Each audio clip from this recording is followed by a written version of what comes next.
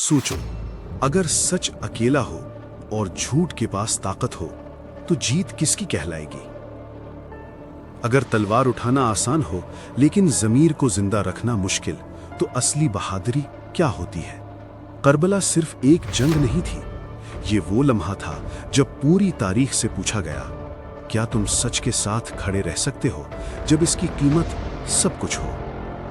और इसी सवाल का जवाब आज भी हमसे पूछा जा रहा है। अगर आप कुरान की कहानियों को सिर्फ सुनना नहीं बल्कि समझना और महसूस करना चाहते हैं तो इस चैनल को सब्सक्राइब कर लीजिए ताकि अल्लाह की किताब से मिलने वाले हर रिमाइंडर आप तक पहुंचता रहे। जीत और हार का फैसला हर जंग में होता है, लेकिन करबला वो मैदान था जहां फैसला तलवार से नहीं, ज़मीर से होना था।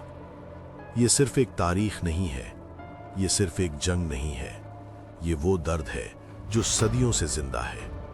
करबला एक सवाल है, और ये सवाल हर उस इंसान से है जो खुद को हक के साथ खड़ा समझता है। सोचो, एक छोटा सा रेगिस्तान, चारों तरफ खामोशी और बीच में एक घराना जो सिर्फ सच के साथ खड़ा था।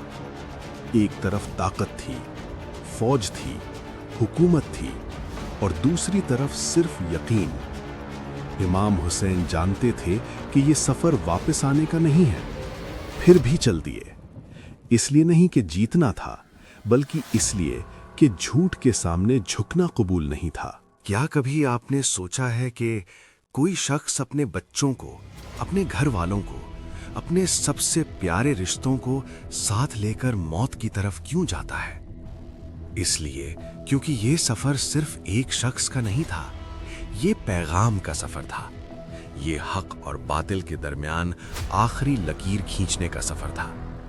करबला का दर्द तलवार से ज्यादा गहरा था। ये वो दर्द था जब पानी पास होकर भी बच्चों के होठों तक ना पहुंच सके। 3 दिन सूरज आग बरसाता रहा, प्यास ने हल्क सुखाए रखे, और फिर भी किसी ने हक का सौदा नहीं किया। सोचो उस मां का दर्द जो अपने बच्चे को प्यास से तड़पता देखे।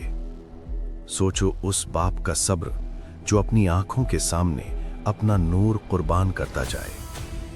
यहां सिर्फ जिस्म जख्मी नहीं हो रहे थे, यहां सब्र इम्तिहान में था, यहां यकीन को तोड़ा जा रहा था, और यहां इंसानियत का वजन तोला जा रहा था।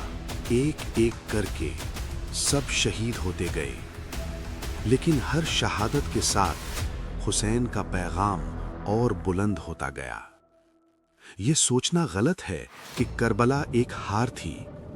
हार तो तब होती जब हुसैन झुक जाते, हार तो तब होती जब सच खामोश हो जाता, लेकिन करबला ने झूठ को सदियों के लिए नंगा कर दिया। सोचो, अगर हुसैन बैत कर लेते तो जुल्म को लीगल बनाने का रास्ता खुल जाता, फिर हक और बातिल में कोई फर्क बाकी न रहता। इसलिए करबला जरूरी थी, इसलिए ये कुर्बानी लाजिमी थी, ताकि हर दौर का इंसान ये जान सके कि हक के लिए कितनी कीमत अदा करनी पड़ती है। करबला ने हमें सिखाया कि कम लोगों का साथ होना हार नहीं होता, और ज्यादा लोगों का साथ होना हक की गारंटी नहीं होती। यहां सच अकेला था, लेकिन सच कमजोर नहीं था।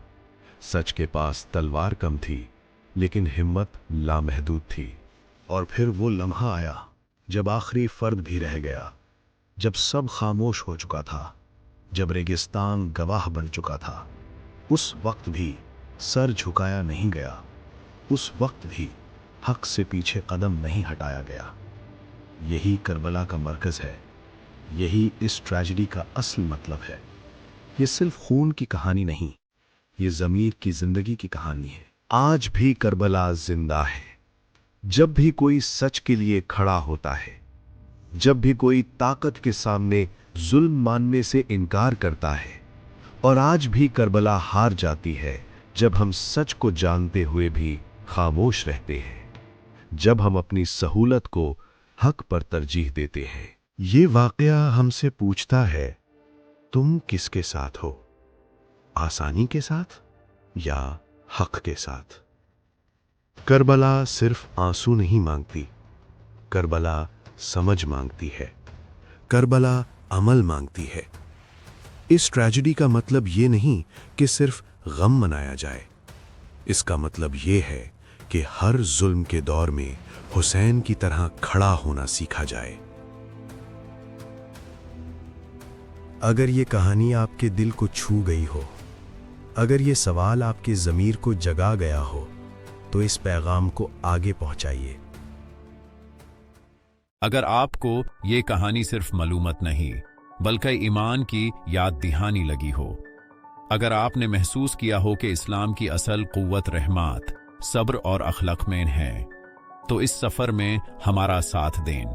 اس چینل کو سبسکرائب کریں تاکہ ہم مل کر قرآن اور صحیح طریق سے ایسے واقعات اور کہانیاں پیش کرتے رہیں جو دل کو جوڑتے ہیں اور ایمان کو مضبوط کرتے ہیں۔